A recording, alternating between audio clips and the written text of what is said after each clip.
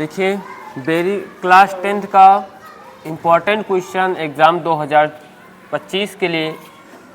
तो इसमें HCF 306 657 बराबर 9 है दिया है, ये इतना गिवन है।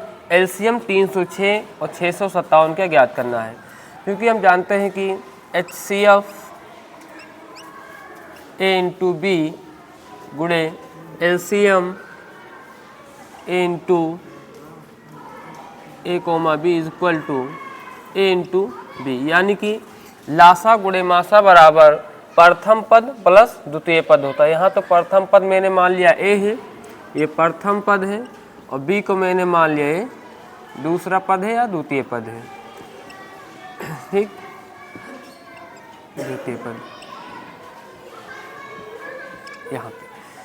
तो चूँकि फॉर्मूला यहाँ पे रखेंगे HCF A B into LCM A into A comma B is equal to A गुणे B। तो यहाँ A के स्थान पे 306 है और B के स्थान पे 657 है। तो यहाँ लिखेंगे HCF 306 कोमा 657 गुणे LCM 306 गुणे 600 कोमा 657 बराबर A गुणे B, यानी कि A का जो मान है वो 306 है और B का मान क्या है 657। तो 306 गुणे 657 ये हुआ। अब HCF A और B का मान जो है, HCF A और B का जो मान है वो कितना दिया है, 9 दिया है, यानी कि HCF 306 और 657 का 9 है। LCM 306 कोमा 657, यानी कि प्रथम पद और द्वितीय पद का LCM ज्ञात करना है। तो 306 गुणे 657।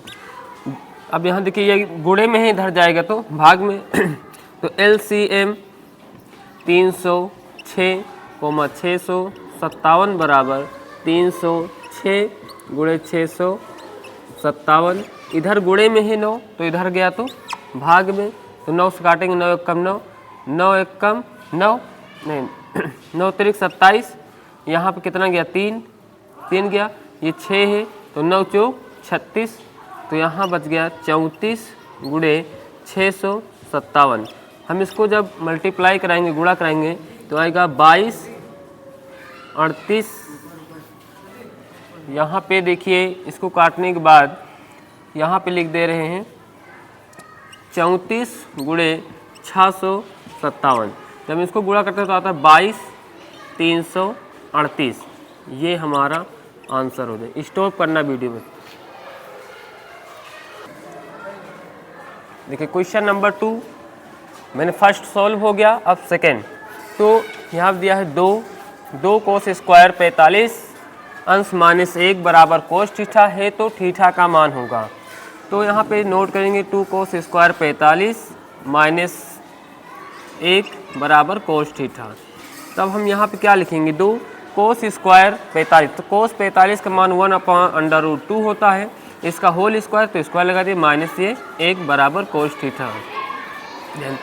अब ये 2 हुआ, √1 का स्क्वायर 1 ही होगा और √2 का स्क्वायर क्या होगा 4 हो जाएगा, माइनस ये 1 बराबर ये कोस थीटा। अब यहाँ पे 2 से 1 में गुणा होगा 2 आ जाएगा, और √4 का वैल्यू कितना होगा 2 हो जाएगा, ये माइनस का 1 बराबर ये कोस थीटा। तो 2 से 2 कट गया, 1 माइनस का 1 बराबर ये कोस थीटा हुआ। 1 से 1 कटेगा 0 बराबर कोस थीटा। अब हम ये देखेंगे कि कोस थीटा में किसका मान, यानी कि 0 किसका मान होता है, कोस में 0 किसका मान होता है, तो कोस 90 का मान क्या होता है 0 होता है, यानी कि 0 के स्थान पर हम क्या लिख सकते हैं कोस 90। अब यहाँ पे कोस से कोस क्या होगा कैंसिल हो जाएगा, तो थीटा इज इक्वल टू क्या आएगा 90। ये हमारा आंसर होगा।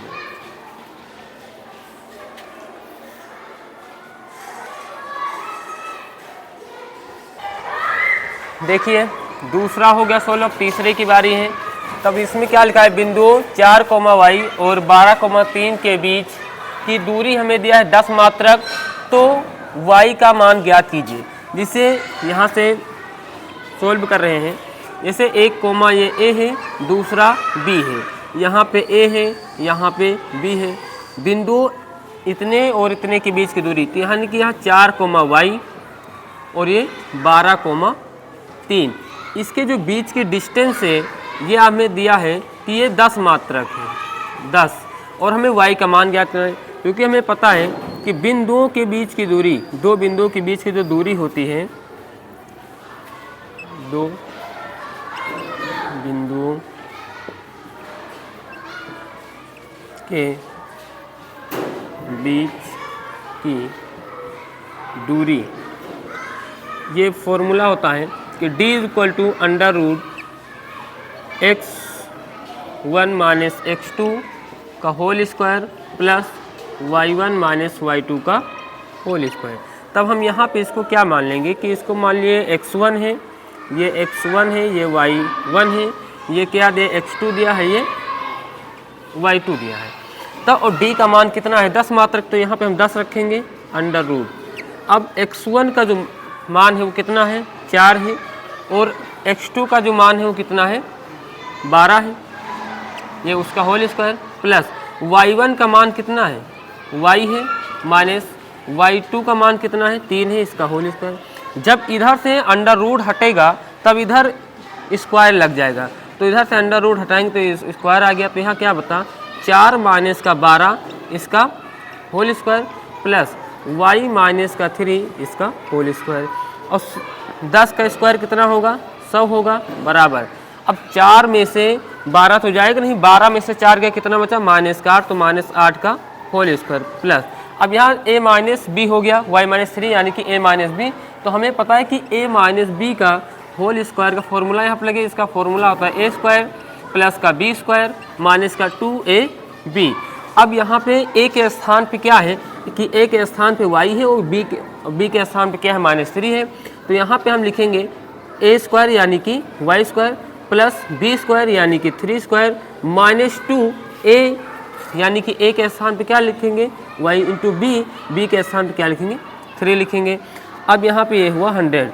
देखिए माइनस का स्क्वायर क्या होता है प्लस हो जाएगा, 8 का स्क्वायर क्या हो जाएगा 64, प्लस का ये y², 3 का स्क्वायर क्या होगा 9 हो जाएगा, तो यहाँ पे 9 लिख दिए, माइनस 2 से y में 2y, 2 3 6।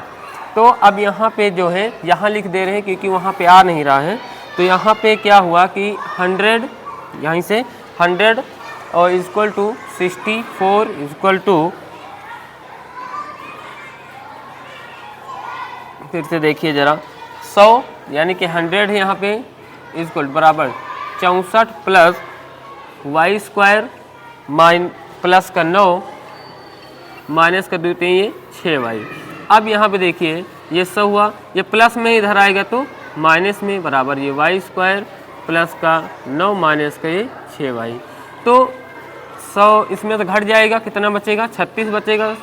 यहाँ पे ये y² माइनस का 6y प्लस का 9। अब क्या होगा कि ये प्लस में हम इसको इधर लेकर किस में हो जाएगा माइनस में, तो हो जाएगा y² माइनस का ये 6y प्लस का 9 माइनस का 36 बराबर इस साइड क्या बचा 0 बचा, तो हम इसको यहाँ पे लिख दिए। तो यहाँ पे ये y² हुआ और माइनस का ये 6y घटाएंगे तो कितना आएगा माइनस का 27 बराबर 0। अब हमें इसका गुणनखंड करना पड़ेगा, उससे पहले हमें गुणनखंड आना भी चाहिए। हमें वो 2 नंबर लेना है कि जोड़ दे तो माइनस का 6 आए, माइनस का 6 आ जाए, और गुणा करें तो माइनस का क्या है 27। तो हम यहाँ पे देखिए x² प्लस, यहाँ डायरेक्ट प्लस लेंगे क्योंकि प्लस लगाने से कोई अंतर नहीं आता है, माइनस का 9 प्लस का 3 और ये y कर दिए बाहर, माइनस का 27 बराबर ये 0। अब यहाँ पे ये y² प्लस माइनस माइनस होता है, 9 से y में गुणा होगा क्या हो जाएगा 9y प्लस 3 से y में होगा तो ये 3y माइनस ये 27 बराबर का 0 हुआ।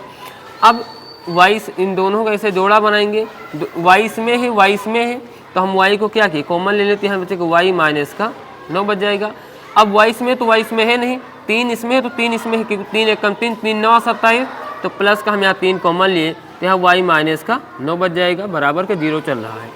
अब यहाँ पे देखिए कि दोनों में सेम आ गया, दोनों में सेम आ गया, तो हम इसको एक बार लिखेंगे y माइनस का 9 एक में और दूसरे में y प्लस का 3 बराबर 0 चल रहा है। अब यहाँ पे हम क्या करेंगे, मानेंगे कि माना y माइनस 9 बराबर 0, तो y बराबर क्या होगा 9, तो y का मान कितना आ जाएगा 9। उसके बाद इसमें दो मान के, एक y प्लस का 3 बराबर 0, तो y बराबर आ जाएगा माइनस का 3, तो y बराबर यहाँ पे 9 लीजिए चाहे माइनस 3। देखिए तो क्वेश्चन नंबर चौथा है, माध्य लगाना है। तो पहले माध्य का फॉर्मूला हमें पता होना चाहिए कि माध्य का जो फॉर्मूला होता है वो माध्य बराबर sigma fx upon sigma f। तो यहाँ पे क्या होता है, ये तो ये f मतलब बारंबारता होती है, इसे वर्गांतराल कहते हैं। यहाँ पे x, तो यहाँ पे f इंटू एक्स होता है। तो x का मान कैसे निकलता है कि इन दोनों को जोड़ना है और उसको आधा करना है। तो 0 और 10 को हम जोड़ें और आधा का मतलब 2 से भाग करना है। तो 0 में जोड़ेंगे 10 को तो 10 आएगा, 2 से काटेंगे 2 कम 2 पंचे 10, 5 आ जाएगा। तब हम यहाँ पे क्या लिखेंगे, 5 लिखेंगे और देखेंगे सब में बराबर का अंतर है, 10 का इसमें है, 10 का इसमें है, 10 का सब में 10 10 का, तो इसमें ऐसे सीरियल वाइज क्रमशः 10 10 जोड़ते आना है। तो 5 में 10 जोड़ेंगे 15 आएगा, 15 में 10 जोड़ेंगे कितना आएगा 25 आएगा, 25 में 10 जोड़ेंगे 35 आएगा और 35 में 10 जोड़ेंगे 45 आएगा। अब यहाँ पे लिखा क्या है कि f इंटू एक्स, यानी कि ये क्या है f है और ये x मिल गया। तो 3 पचे 15, 10 से 15 में गुणा करेंगे 150, 11 पचे 55 के 5 हासिल आया 5 और 11 दूना 22 5 27, 9 पचे 45 के 5 हासिल 4 और 9 त्रिक 27 4 31, 7 पचे 35 के 5 हासिल 3, 7 चौक 28 3 31। अब हम इन सभी नंबर को यहाँ पे सिग्मा का अर्थ होता है जोड़ना, तो यहाँ सिग्मा f इंटू एक्स करेंगे और सिग्मा f होता है तो हम इन सभी नंबर को जोड़ेंगे, यहाँ पे सिग्मा f लिखेंगे, सिग्मा f। तो 3 10 13, 13 11 24, 24 9 33 और 33 7 40, यानी कि जो सिग्मा f है उसका मान आ गया 40। अब हम इसको जोड़ेंगे, इसको जोड़ने के लिए यहाँ पे रफ ले लेते हैं, क्योंकि यहाँ पे देखिए 150 275 315 और 315 इसका भी आया है, 315 इसका भी आया है, 315 और ये प्लस का 15। तो 5 5 10 5 15 5 20 के 0 हासिल आया 2 और 7 5 12 12 3 15 2 17 7 हासिल 1 और 3 3 3 6 6 3 9 9 1 10 1070। तो सिग्मा fx का जो मान आ जाएगा 1070। ठीक है, मिटा दें। देखिए माध्य का जो फॉर्मूला होता है, माध्य बराबर sigma fx upon sigma f। तो सिग्मा fx का मान आ गया 1070 और सिग्मा f का मान आया है 40। तो इस 0 से 0 कट गया, अब 107/4 आ गया।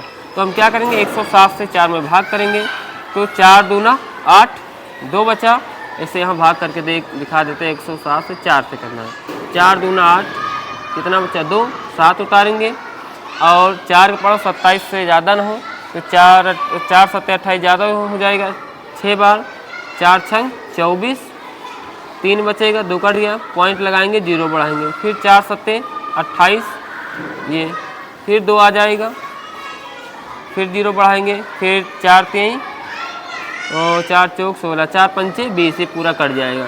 तो आ जाएगा 26.75।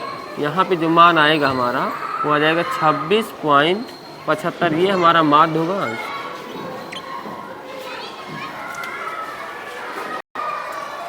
देखिए अब क्वेश्चन नंबर 5वां हम देखते हैं कि इसमें दिया है जो त्रिभुज DOC है, त्रिभुज DOC वो त्रिभुज AOB के समरूप है, त्रिभुज OBA के, त्रिभुज OBA के। तो जो एंगल ये वाला होगा वो इस एंगल के क्या होगा, इक्वल होगा। यानी कि अगर ये 125 है तो यहाँ भी इसके शीर्षाभिमुख कोण है ये भी कितना होगा, 125 होगा। यहाँ आप लिखेंगे चूँकि एंगल BOC बराबर होगा एंगल DOA के, या एंगल AOD बोल सकते हैं, एंगल AOD के बराबर 125, यानी कि दोनों का मान बराबर होगा क्योंकि ये शीर्षाभिमुख कोण है, शीर्षाभिमुख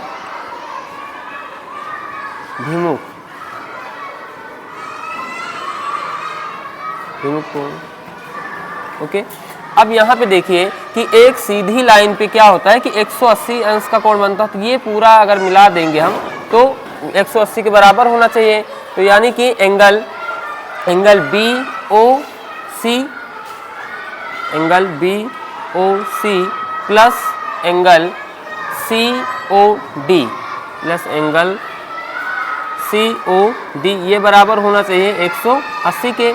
अब जो है कि इसमें BOC का मान दिया है 125 प्लस एंगल COD का मान हमें अभी ज्ञात करना है।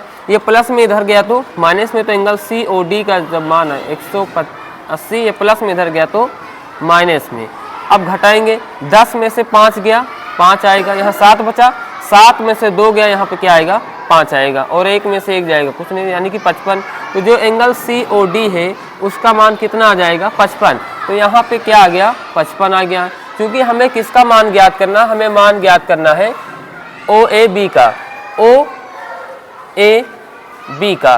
तो ये अगर मिल गया हमारा 55 है तो ये कितना होगा, ये भी 55 होगा क्योंकि ये भी शीर्षाभिमुख कोण हो गया। अब देखिए, अब यहाँ पे जो है ये 55 है। अब देख चले, अब हम यहाँ पे 55 मिल गया। त्रिभुज के तीनों कोणों का मान कितना होता है, 180 अंश होता है। तो इसलिए त्रिभुज ODC में या DOC में, DOC में angle D plus angle C plus angle O बराबर 180 अंश होगा। तो एंगल जो D का मान है वो कितना दिया है, 70 है, 70 लिखेंगे। एंगल C का मान कितना है, निकालना है, एंगल C आ जाएगा, एंगल O का मान आ गया 55 बराबर 180। तो 70 और 55 जोड़ेंगे कितना आ जाएगा, 5 7 5 12, 125 प्लस का C बराबर आ जाएगा 180। ये प्लस में इधर गया तो माइनस में, तो एंगल C बराबर भी क्या आएगा 180 माइनस का 125। तो यहाँ पे हम लिखेंगे एंगल C बराबर 180 माइनस 125।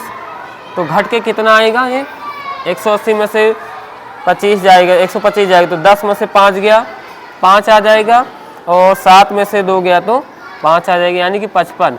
तो जब ये एंगल 55 का है, 55 का है, तब ये वाला एंगल भी कितना होगा, 55 ही होगा, क्योंकि ये कोण क्या है, एकांतर कोण है। यानी चूँकि एंगल OCD बराबर होगा एंगल OAB के, क्योंकि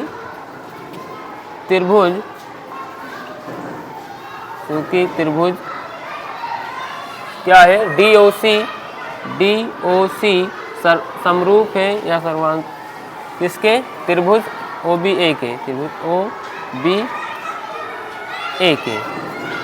जी, तो एंगल जो हमारा OAB का मान होगा वो किसके बराबर होगा, वो 55 के बराबर होगा। यानी कि एंगल जो C का मान है और एंगल A का मान है, दोनों आपस में बराबर 55।